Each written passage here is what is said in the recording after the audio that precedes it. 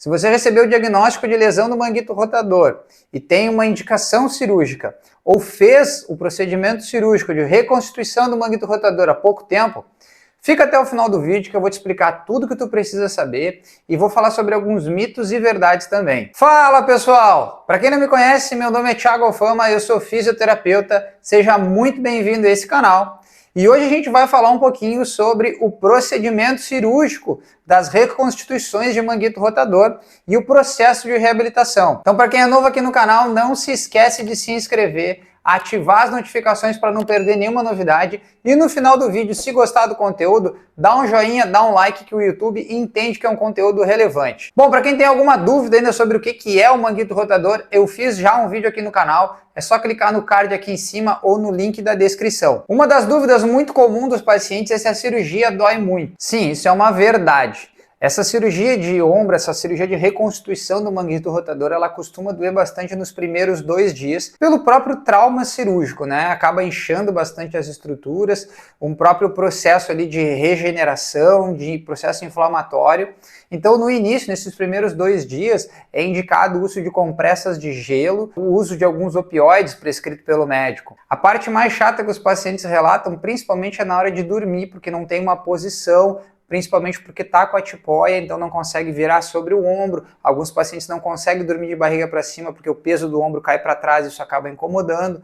Então é indicado do paciente dormir um pouco mais sentado, recostado, um pouco mais de lado com um travesseiro para apoiar o ombro na parte de trás ou a mão na parte da frente, dependendo do tipo de tipoia que ele está utilizando. E a partir ali do 3º dia, essa dor ela vai diminuindo gradualmente, gradativamente, tá? Pelo próprio processo cirúrgico também, essa inflamação, esse inchaço que acontece, ele vai reduzindo. O próprio uso das compressas frias vão ajudando nesse processo. A grande maioria das reconstituições do manguito rotador, ela é feita por artroscopia, onde o cirurgião ele faz pequenos cortes que vai fazer a inserção da câmera e dos materiais cirúrgicos.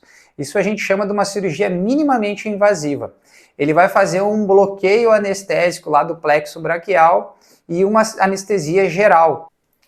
E esse procedimento como um todo ele vai depender de alguns pontos: a gravidade da lesão e a localização das estruturas lesadas. Porque, como eu já falei no vídeo sobre o manguito rotador, eu expliquei que nós temos 4 tendões e dependendo qual deles que sofreu a lesão ou a causa dessas lesões, a gente precisa mexer em algumas outras estruturas. Então, sendo assim, cada caso é avaliado e estudado pelo cirurgião para poder eleger a melhor técnica e também dependendo de cada estrutura ou das estruturas que ele também vai ter que mexer além desses tendões. Como, por exemplo, o cirurgião pode fazer uma acromioplastia, que em algumas situações os pacientes desenvolvem uma calcificação na parte inferior do acrômio, que é essa articulação, essa pontinha óssea que a gente tem em cima do ombro, e essa calcificação ela pode gerar uma compressão sobre o tendão do supraespinhoso, como eu já expliquei lá no vídeo sobre o manguito rotador. Então o cirurgião ele vai lixar essa estrutura, né? Ele vai tirar essa formaçãozinha óssea a mais ali. Alguns pacientes que têm um processo inflamatório de bursite crônica, onde essa bursa ela já está danificada, ele também pode fazer uma sutura, uma cauterização dessa estrutura. E dependendo também de algumas lesões crônicas, quando o paciente já desenvolve uma tendinite no bíceps, o cirurgião também às vezes tem que fazer algum tipo de procedimento de reparo nesse tendão, sutura ou até mesmo um processo de ruptura dele. As cirurgias de reconstituição do manguito rotador ela é considerada uma cirurgia de baixo risco. Então, na grande maioria das vezes, os pacientes vão receber alta no dia seguinte ao procedimento cirúrgico.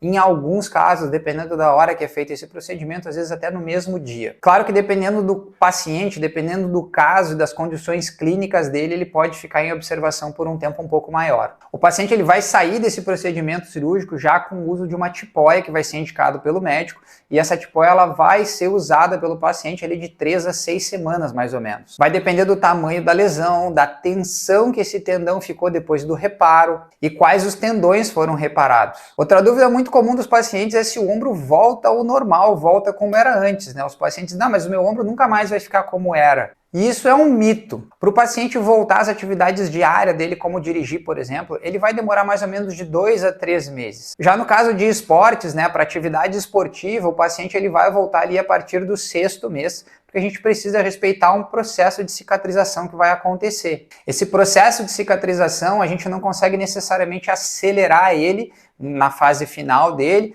a gente consegue melhorar a atividade diária, a independência do paciente na fase inicial, com o tratamento de reabilitação adequada, mas o tempo total, ali de 4 a 6 meses, onde o paciente volta a fazer uma atividade com um pouco mais de intensidade, isso deve ser respeitado. Claro que em alguns pacientes esse tempo pode se estender em até 1 ano, dependendo da idade do paciente, da condição pré-cirúrgica, mas de forma geral, o processo de cicatrização e reabilitação ele já aconteceu nesses 6 meses.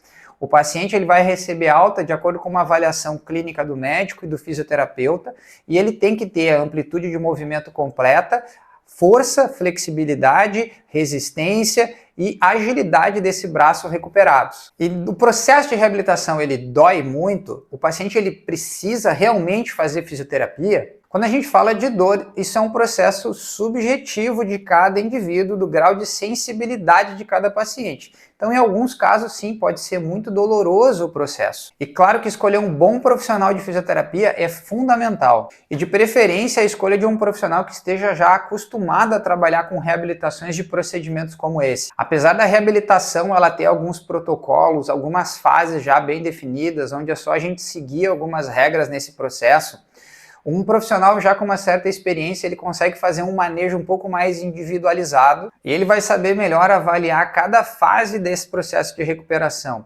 Ele vai saber mensurar um pouco melhor a intensidade dos exercícios, a intensidade dos exercícios de força, de mobilidade, claro que respeitando os limites fisiológicos do paciente, respeitando as fases de cicatrização da lesão. Como eu falei antes, o tempo total acaba não mudando muito, mas o período onde o paciente fica mais independente, ele acaba sendo acelerado justamente por esse manejo diferente de um profissional mais experiente. Então, como vocês perceberam, passar por um procedimento cirúrgico, de reconstituição do caso do manguito rotador, como eu estou falando, ele acaba sendo um pouco individualizado.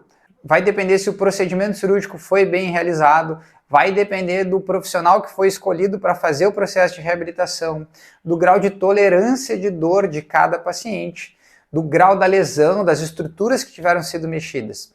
O que não vai mudar muito vai ser o tempo total de recuperação, mas como o paciente vai passar por todo esse período, isso vai variar muito e vai ser totalmente individualizado dependendo de todos esses fatores que eu falei. Eu espero que eu tenha esclarecido as dúvidas de quem vai passar ou está passando por esse processo de reabilitação do manguito rotador. E para quem já passou por essa experiência, deixa aqui nos comentários, compartilha a sua experiência, deixa alguma dica. Se você é de casa que ficou aí até o final, gostou do vídeo, dá um like, dá um joinha, que isso me ajuda muito a divulgar esse conteúdo para quem precisa. Compartilha esse conteúdo para quem vai passar por esse procedimento cirúrgico ou está passando nesse processo de reabilitação. Não se esquece de se inscrever no canal, ativar as notificações para não perder nenhum conteúdo sobre saúde e reabilitação. Fiquem com Deus, até o próximo vídeo, pessoal. Valeu!